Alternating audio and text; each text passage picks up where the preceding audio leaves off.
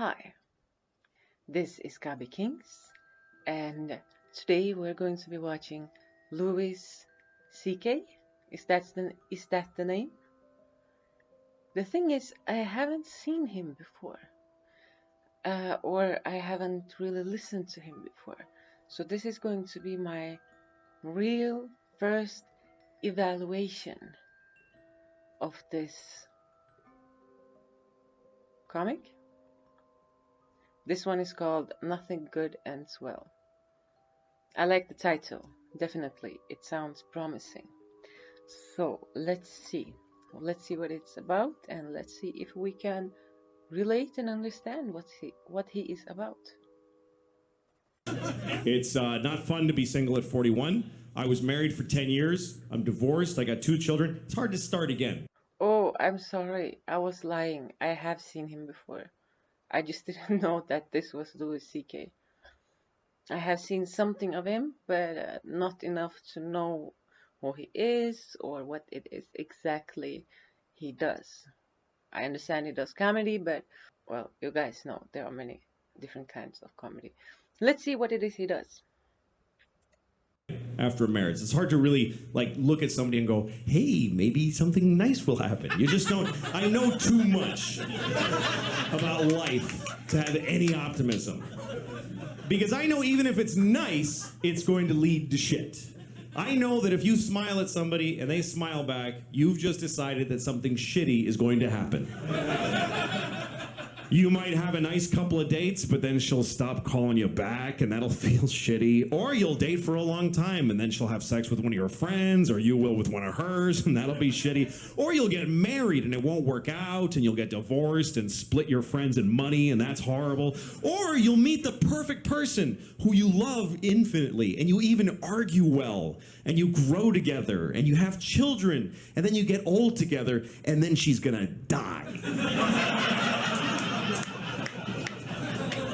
That's the best case scenario, is that you're gonna lose your best friend and then just walk home from D'Agostino's with heavy bags every day and wait for your turn to be nothing also.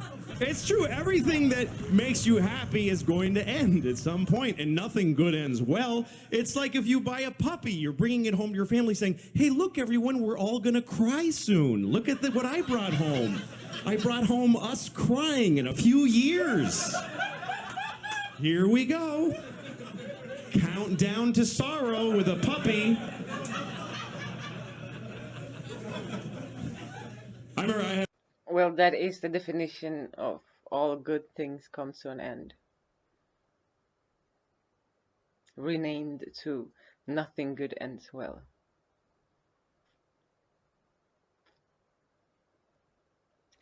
That is a fact of life, right? That is how we learn to appreciate the next good thing, because we know it is not going to last forever.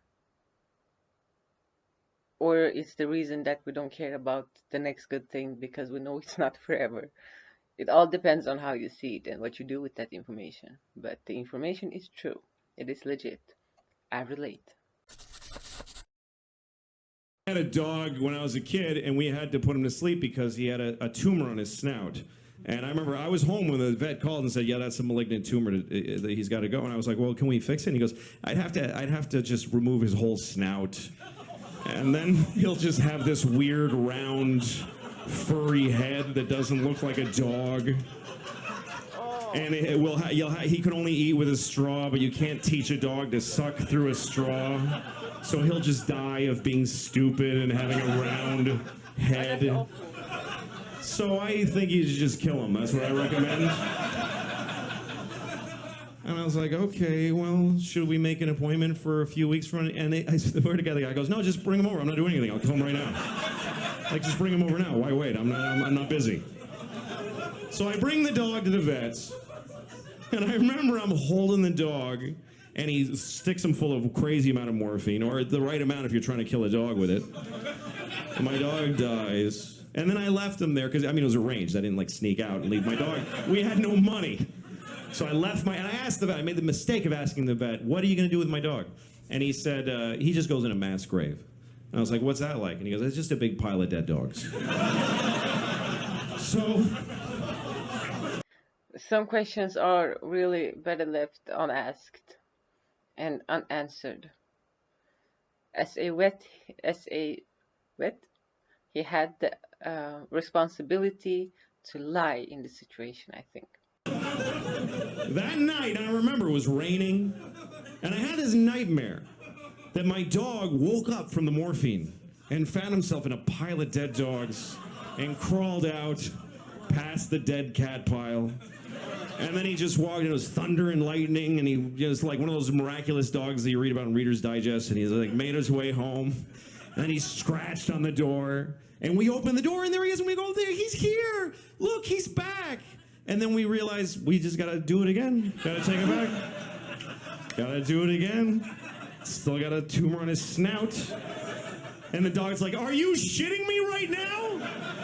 Can I spend the night? Jesus! So that's why it's hard to start dating, you know. That's why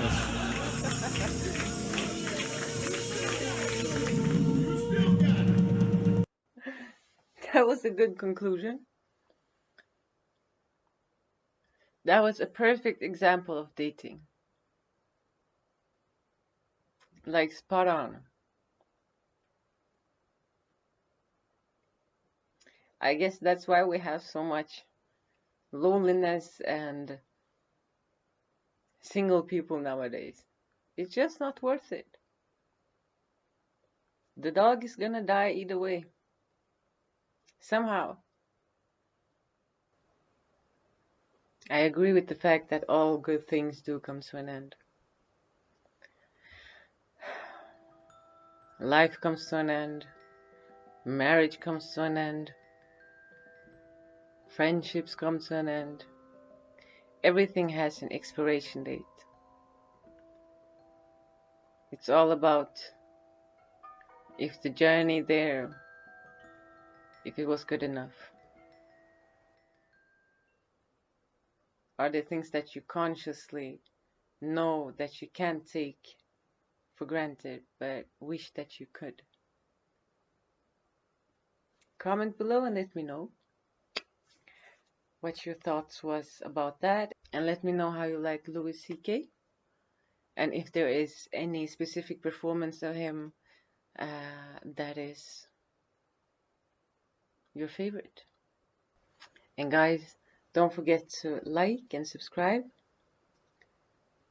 and I see you in the next video. Daddy, where are we going? taking you to your mom's house. Yay! Yeah. Daddy, my shoes don't fit anymore. Really? We just got you those. I know.